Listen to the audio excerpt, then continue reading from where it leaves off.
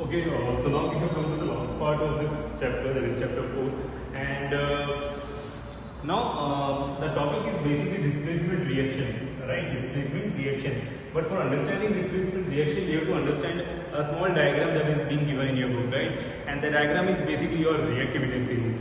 तो अगर आप reactivity series देखें तो बुक में डायग्राम कुछ ऐसे बना हुआ है, राइट? और कुछ ये लिखा हुआ most reactive, least reactive.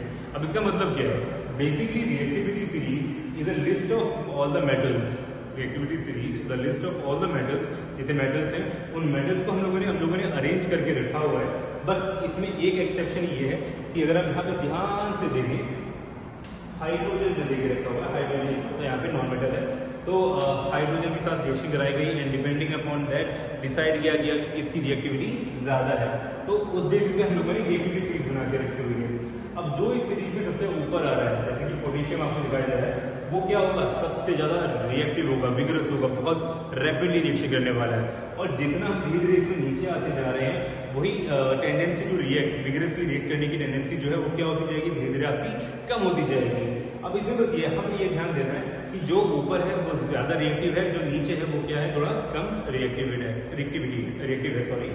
Now understanding the concept of displacement reaction. अगर डिस्प्लेसमेंट रिएक्शन की बात करें तो इसका एक सिंपल सा लॉजिक ये होता है कि a more reactive metal can displace a metal from its salt solution. A more reactive metal can displace the metal from its salt solution. अब जैसे कि बात करते हैं यहाँ पे लिखा हुआ है कि मेटल ए है, हमने ले ली और हमें ले लिया सॉल्ट सॉल्यूशन ऑफ बी. और ध्यान रखें बी भी क्या है? आपका एक मेटल है. और तो रिएक्शन की शुरुआत में ये है रिएक्टेंस है, बट बाद में हमें क्या मिलने वाला है? Salt solution of A, right? And will get metal B. अब इसका एक क्लासिकल एग्जांपल जो समझाने के लिए दिया गया है वो ये है कि मान के चलिए आपने एक बीकर लिया और उस बीकर में क्या किया? आपने क्या कहते हैं कॉपर सल्फेट की सॉल्यूशन ले ली. अगर आप कभी केमिस्ट्री लेने जाएंगे तो आपने देखा होगा जो ब्लू कलर का लिक्विड होता है वो क्या है? आपका कॉपर सल्फेट है. तो हम लोगों ने क्या किया बेटा? हमने ले लिया कॉपर सल्फेट की सॉल्यूशन और उस कॉपर सल्फेट की सॉल्यूशन में, अच्छा बिफोर दैट ध्यान रखिए, एक बात ध्यान बोल गया कि ये भी आपका क्या है? मेटल है.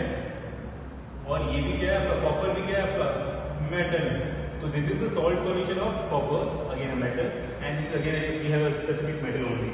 तो इसमें हमने क्या किया? हमने डाली एक जिंक की प्लेट, राइट? जिंक की प्लेट आ गई, कोई दिक्कत नहीं भाई. अब क्या होगा? यहाँ पे होगी रिएक्शन, राइट? अभी यहाँ पे शुरुआत में ध्यान रखें कि इसका कलर कैसा होगा बेटा? ब्लू कलर रहेगा, एकदम बिल्कुल स्काई ब्लू टाइप है, right? And after some time we observe कि हमारा क्या होना शुरू हो जाएगा? जो हमारी सॉल्यूशन जो बचेगी अंदर, right, we'll get a colorless solution. Right over here, colorless solution, right? And on this zinc strip पे हमें क्या होगा? ब्राउन कलर की कोटिंग आ जाएगी नजर, राइट? ब्राउन कलर कोटिंग मतलब है तो ये जिंक की स्ट्रिप,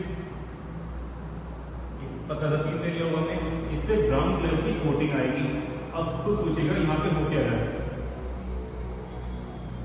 राइट? अब पहले तो यहाँ पे देखिए कि भले हमने दो मेटल लिए हो कि जिंक ऊपर है या कॉपर ऊपर है, तो आप देखेंगे कि जिंक कहाँ पे आ रहा है? आपका ऊपर आ रहा है, राइट? जस्ट मार्क को ये जिंक यहाँ पे आ रहा है आपका, और कॉपर कहाँ है?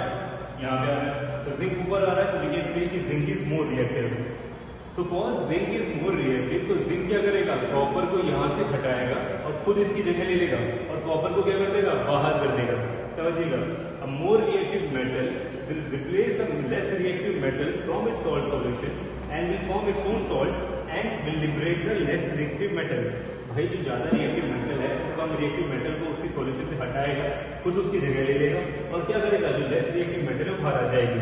अब इसमें हो क्या रहा है? इसमें कहानी यहाँ की आ रही है कि जो आपकी सॉल्ट सॉल्यूशन है, राइट, ब्लू कलर की, तो जिंक ने क्या किया?